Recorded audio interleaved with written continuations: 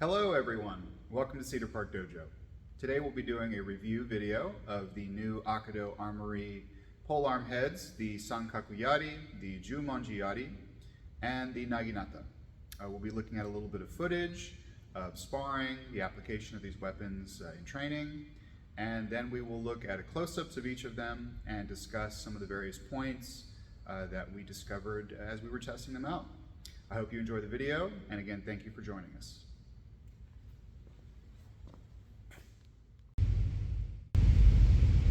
Okay, so first let's take a look at the naginata head. It's about 23 inches from the bottom of the collar to the top of the blade. The tsuba, as you can see here, is quite robust. In mounting this, I actually pounded it down with a mallet and the tsuba held up beautifully. We did notice that during sparring, the tsuba appeared to be a little bit a little bit short compared to the actual width of the blade itself. So you could still do some maneuvering, some blocking, some engaging with the tsuba, but I did notice that sometimes the blade tended to slip off, so I might recommend increasing the width of the tsuba a little bit, maybe doubling it, to account for the fact that this plastic, blade portion is quite thick, so it does need a little bit more tsuba, I think. That, however, would be my only recommendation as far as the naginata. It has good flex. Let's see if we can get a image of that real quick, little video, so you can see it's got nice flex. We encountered no problems when we were receiving any thrusting or anything like that, so I'm quite happy with that. The mounting process wasn't difficult at all. I used a couple of screws, 3/4 inch screws, some wood glue, and that was it. And this is mounted on a 6-foot waxwood pole.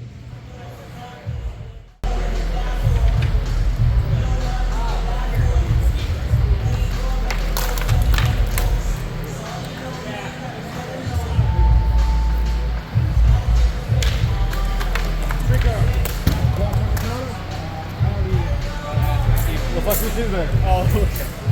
Before today, yeah.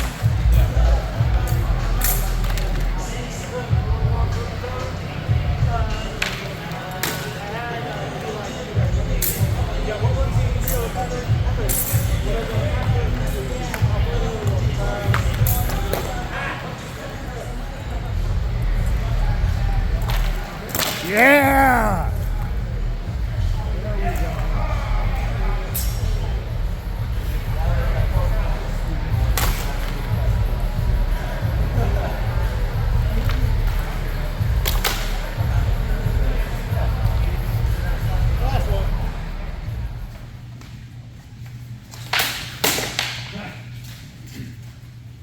Okay, next let's take a look at the juumonji yari.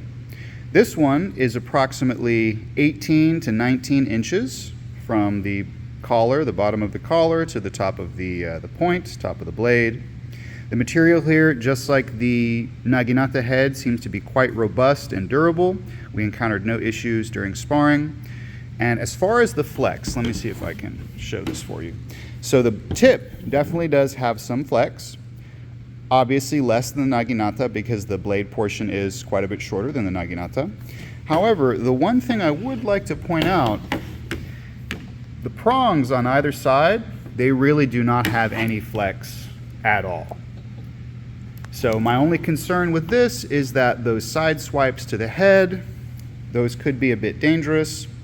It may be something to think about to keep this portion as somewhat rigid. This allows for the blade work, the manipulation, the grappling of the blade, but then to extend it a bit more with a flexible portion. That way, when there are any strikes from the side, there is some bend and some give, rather than just having a completely solid or rigid portion impacting. I think some flex on the end would be good. Overall, we were very pleased with how the juumonji yari held up during sparring. Same thing, on this one I have 3 screws, but they're 3/4 inch screws with wood glue underneath. There was no problem of any kind drilling these through the plastic, just a little bit elbow grease and they went through.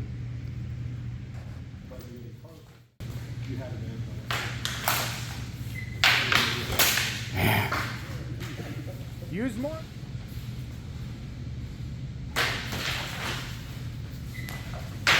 Yeah. And lastly, let's take a look at the sankaku yari. These are mounted on 9-foot poles, so as you can imagine, balancing them on this table is a bit difficult, so I have them here at an angle. It is about 15 inches, 15 and a half inches from the bottom of the collar to the tip of the spear point.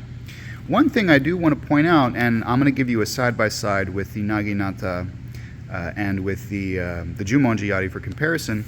It's a bit difficult to tell, but this material does appear to be a bit different than the others. It's slightly more pliable, and as you can see, we're starting to see a little bit of cracking. Let me see if I can find a little section for you where the cracking has started. So right here, right there, you can see that there's a little bit of cracking that started, not along the seam. So this is something to think about, I think. The material may need to be changed for that collar. It was only on one of them.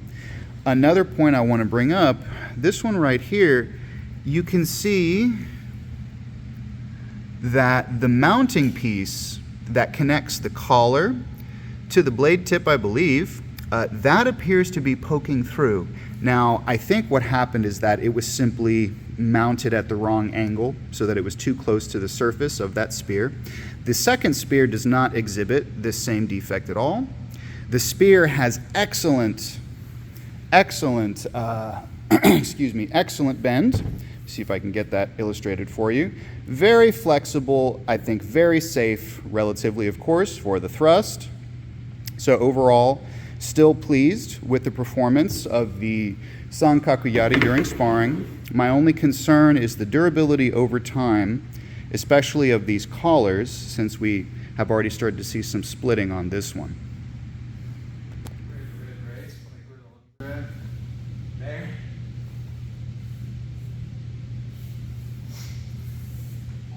Yeah, see how much bend he's getting? Get some good bend on that, Alex. There you go. There you go. I got a little close up.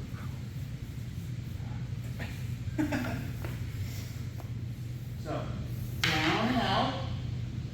Rack. Once again. Go for the leg. Hey, go for the leg. Go for the leg. Yeah. So we're just doing the down and out. And flick it off.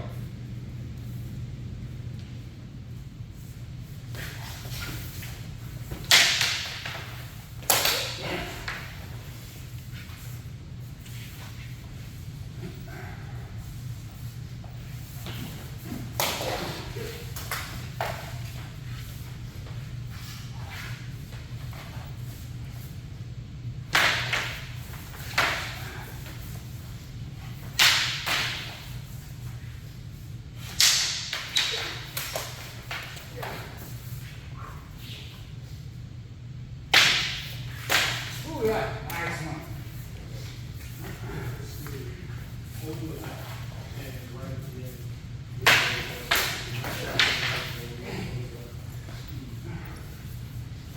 Yes.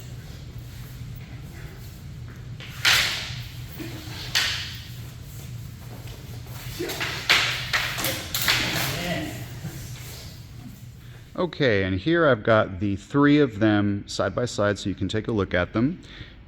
See if I can get a decent angle. Oh, we can see that they kind of increase in length from the bottom of the collar to the tip of the weapon.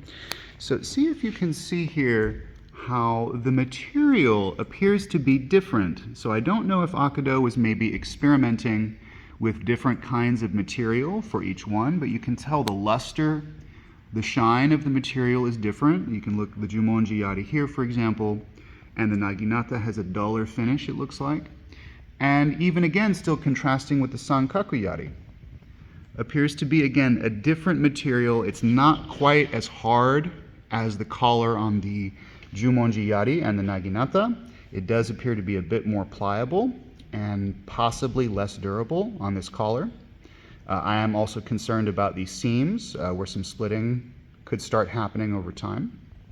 Overall, though, I'm very pleased with all of the polearm heads from Akado Armory. And that concludes our review of the Akado Armory polearm heads. I highly recommend that everyone get involved, get yourself some of these heads, get to training, get to sparring. I found that our friends at Akado Armory are very responsive, very open to feedback, criticism, critiques, ideas for improvement, or even new product ideas. So please get some of these, put them to use, see if you can find other areas for improvement.